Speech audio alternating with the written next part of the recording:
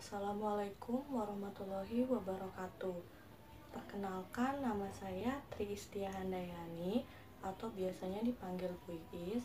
Saya di sini mengajar mata pelajaran kimia. Oke, untuk pertemuan pertama, jadi saya akan bahas dulu materi-materi kimia yang akan kita pelajari dalam satu semester ini. Jadi yang pertama itu ada konsep dasar ilmu kimia, menyangkut peranan ilmu kimia dalam berbagai bidang kehidupan. Yang kedua, nanti kita akan pelajari mengenai struktur atom. Yang ketiga, kita akan bahas mengenai ikatan kimia. Yang keempat yaitu tentang konsep mol. Nah, yang kelima itu adalah hukum-hukum dasar kimia.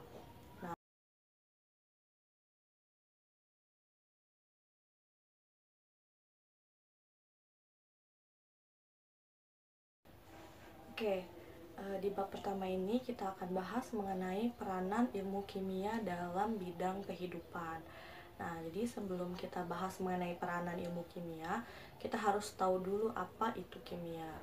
Nah, mungkin sebelumnya kalian sudah pernah belajar kimia, yaitu di SMP, dalam mata pelajaran IPA. Nah, kimia ini merupakan salah satu cabang dari ilmu pengetahuan alam. Kamu sudah belajar kimia, cuma mungkin belum spesifik ya waktu di SMP.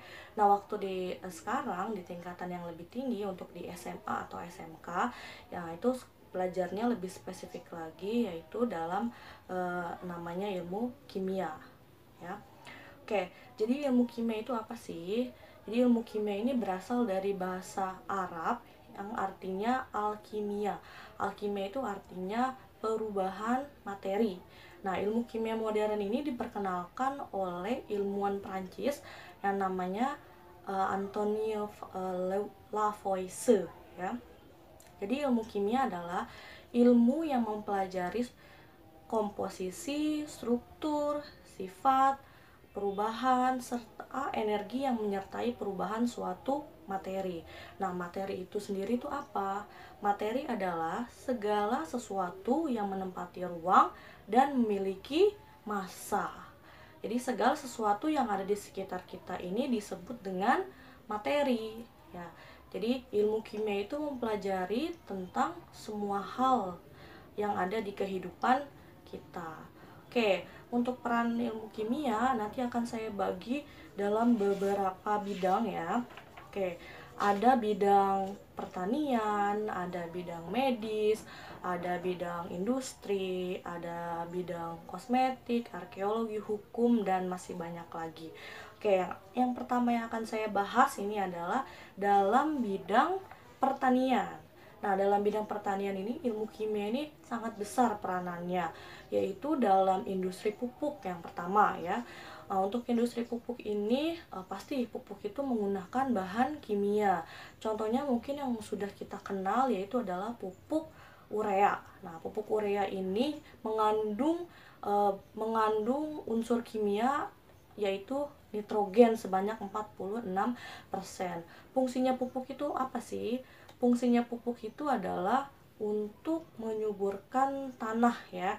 Jadi mempercepat proses pertumbuhan tanaman itu sendiri. Oke, yang kedua yaitu adalah pestisida. Nah, mungkin kalian juga sudah tidak asing lagi dengan pestisida. Pestisida itu apa? Pestisida itu adalah zat pembunuh hama. Nah, kalau misalnya di pertanian pasti kan ada hama yang mengganggu ya. Nah, makanya ada penggunaan pestisida. Pestisida itu sendiri adalah obat untuk membunuh hama. Jadi ketika hama itu mati, nah jadi tidak akan mengganggu proses produksi pertanian. Gitu. Tapi penggunaan pestisida juga harus dibatasi. Karena penggunaan pestisida yang berlebihan juga itu tidak baik. Apalagi jika terkonsumsi oleh kita ya. Jadi tidak boleh kita memakan sayur atau buah yang masih banyak pestisidanya. Nanti malah jadi racun untuk tubuh kita. Oke, yang ketiga yaitu adalah analisis kimia dalam pertanian. Nah, analisis kimia dalam pertanian ini dibutuhkan misalnya tumbuhan itu kan tidak bisa hidup di sembarangan tempat. Jadi tumbuhan itu sangat sensitif ya, tidak seperti manusia yang bisa hidup di mana aja. Kalau tumbuhan itu tidak bisa. Jadi untuk menganalisis apakah tempat ini kadar pH-nya bagus untuk tanaman itu, suhunya bagus, atau misalnya kondisi lingkungannya bagus. Nah, itu bisa dianalisis dengan ilmu kimia. Oke, selanjutnya itu ada bidang medis. Nah, bidang medis atau kesehatan. Nah, dalam bidang medis atau kesehatan ini pasti banyak banget peranan ilmu kimia ya, apalagi sekarang lagi zamannya pandemi ya, lagi zamannya virus. Nah, jadi yang pertama peranan ilmu kimia yaitu adalah sebagai obat. Nah, jadi mungkin kalau kamu sakit atau kurang sehat, itu kan pasti kita butuh obat. Nah, obat yang kita gunakan itu kan biasanya pasti mengandung bahan kimia. Ada obat herbal, ada obat sintetis. Nah, kalau obat herbal itu mengandung bahan kimia alami. Kalau obat sintetis yang kita beli atau dikasih dokter itu adalah mengandung bahan kimia buatan atau sintetis ya. Oke, selanjutnya yaitu yang pertama tadi obat, yang kedua yaitu sterilisasi alat medis. Nah, fungsinya untuk apa? Untuk ilmu kimia untuk sterilisasi alat medis yaitu untuk mensterilkan, misalnya kita dalam dunia medis perlu operasi. Nah, jadi dalam operasi itu kita kan harus mensterilkan dulu alat-alat operasinya, yaitu dengan apa? Dengan cairan desinfektan. Nah, cairan desinfektan itu apa? Cairan desinfektan itu adalah alkohol yang biasanya kadarnya 70% ke atas. Nah, mungkin kamu juga sering dengar kalau sekarang kan lagi zamannya virus, jadi untuk membasmi bakteri atau virus, kita butuh yang namanya cairan desinfektan itu. Nah, cairan desinfektan itu adalah biasanya yang digunakan adalah alkohol 70% ke atas. Nah, mungkin banyak lagi cairan desinfektan yang lain ya, tapi yang paling banyak digunakan yaitu adalah alkohol 70% ya. Oke, yang ketiga yaitu adalah untuk uji laboratorium. Nah, misalnya untuk untuk menguji apakah kita misalnya punya penyakit apa. Nah, nanti kan kita ambil sampelnya. Nah, nanti sampelnya itu diperiksa dalam laboratorium. Itu biasanya menggunakan reagen-reagen kimia. Atau misalnya kalau sekarang lagi zamannya COVID nih, jadi kita dites COVID. Nah, nanti diambil sel dalam tubuh kita, nanti ditaruh di laboratorium, dikasih reagen-reagen kimia. Oh iya, ternyata ini positif apa enggak gitu ya. Oh, ternyata ini punya penyakit ini atau tidak. Nah, itu fungsinya ilmu kimia. Oke, selanjutnya itu adalah untuk alat cuci darah. Nah, alat cuci darah ini biasanya digunakan oleh orang-orang yang mengalami penyakit gagal ginjal ya. Jadi atau istilahnya namanya hemodialisis. Nah, jadi untuk orang-orang yang punya gagal ginjal, artinya ginjalnya tidak berfungsi dengan sempurna, yang harusnya ginjal itu sebagai filter untuk menyaring. Nah, jadi filternya itu rusak ya. Akhirnya kita butuh alat lain. Nah, disebut dengan alat cuci darah, bukan darahnya dicuci, tapi ada suatu alat. Nah, namanya metode hemodialisis. Nah, jadi itu untuk membantu orang-orang yang terkena gagal ginjal.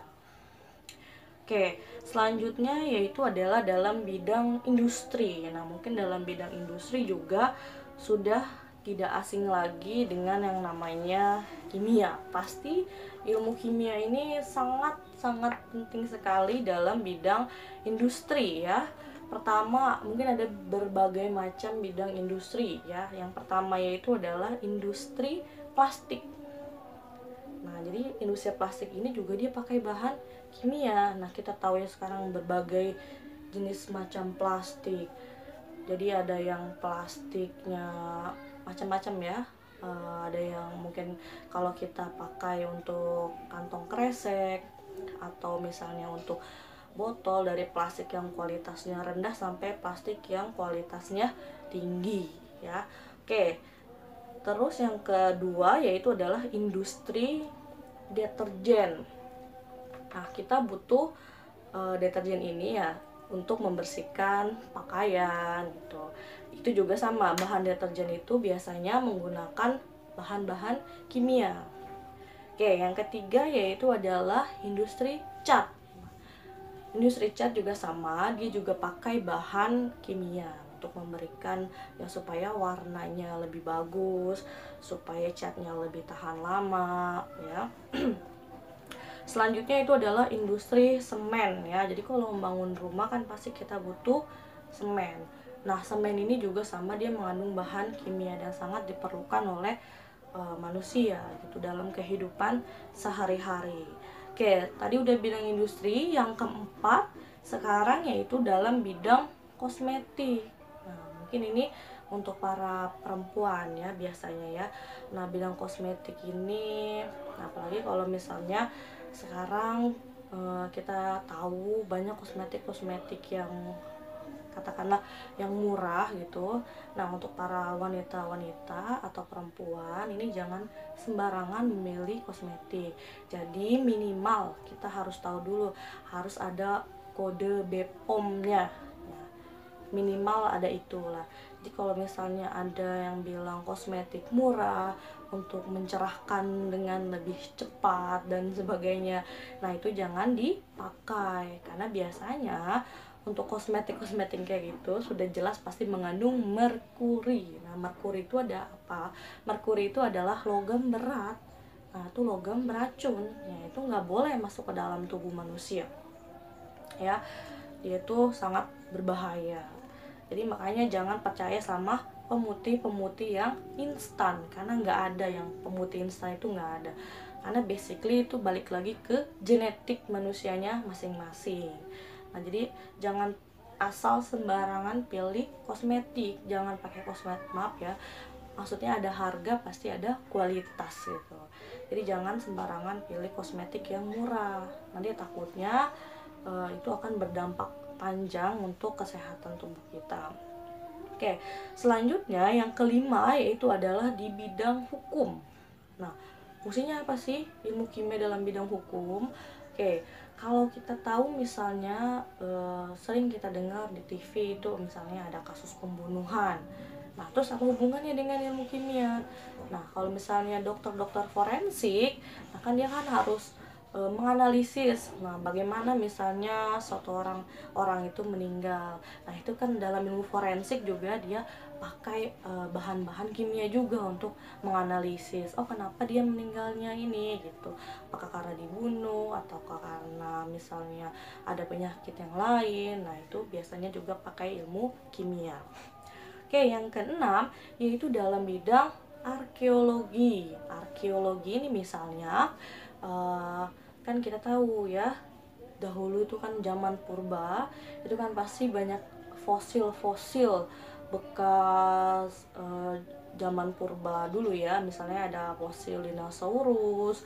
Nah, kita pengen tahu nih, fosil dinosaurus ini kira-kira sudah berapa tahun ya, atau sudah beribuan tahun berapa. Nah, itu biasa digunakan bahan kimia, bisa digunakan isotop karbon C12 ya. Nah, isotop karbon ini bisa menganalisis, kita jadi bisa tahu nih umur fosil itu berapa. Misalnya ada kerangka dinosaurus, oh ternyata dinosaurus ini hidupnya misalnya sebelum 4 tahun sebelum Masehi. Nah, atau apa, misalnya ada kerangka umur fosil yang lain ya, kita bisa tahu jadinya oh ini hidup pada tahun 1800-an. Nah, itu fungsi kimia sangat penting sekali dalam bidang arkeologi ya. Oke, terus yang ketujuh yaitu adalah dalam bidang geologi. Nah, fungsinya apa ilmu kimia dalam bidang geologi?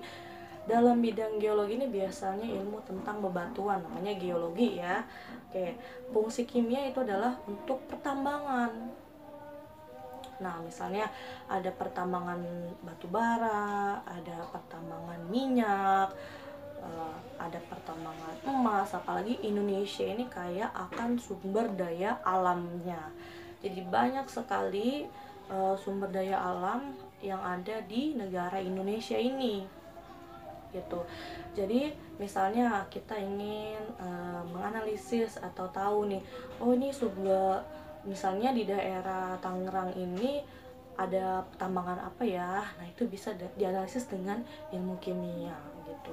Jadi nanti ada, oh ada tambang batu bara, ternyata ada tambang timah, ada tambang emas dan sebagainya.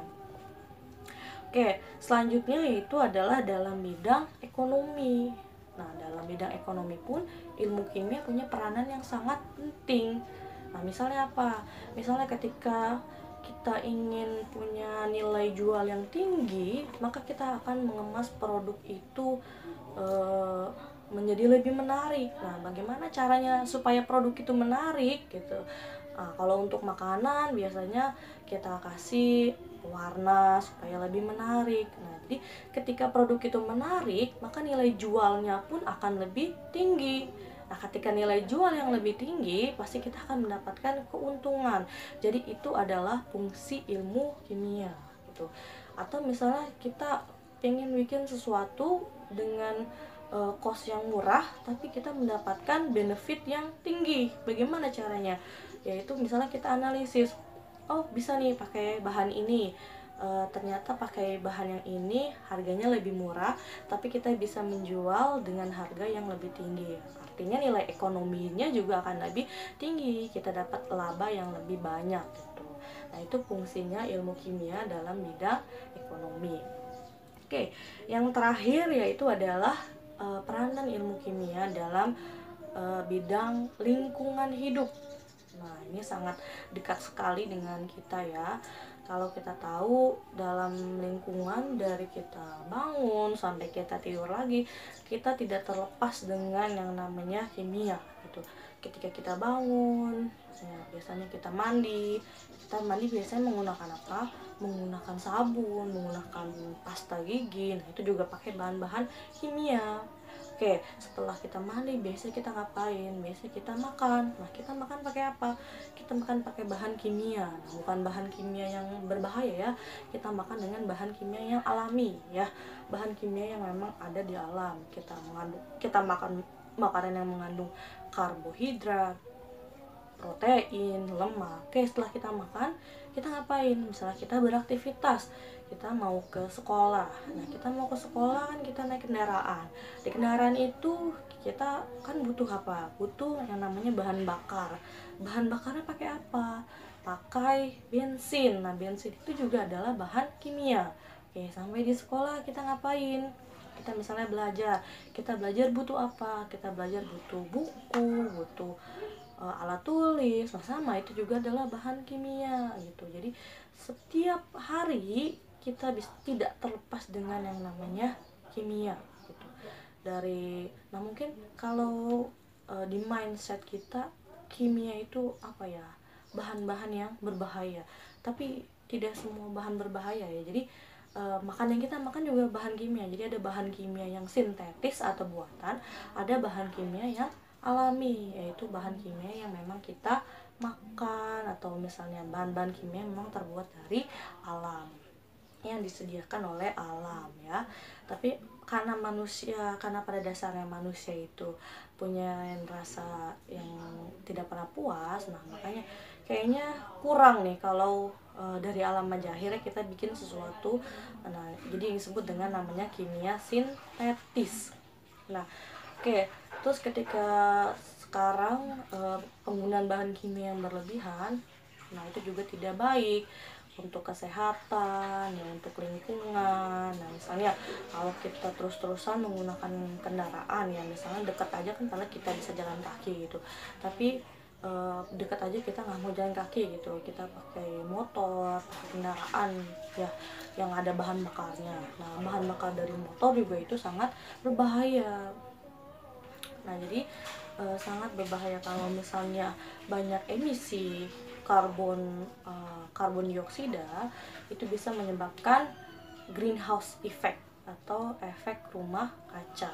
Nah itu yang menyebabkan global warming atau namanya pemanasan global.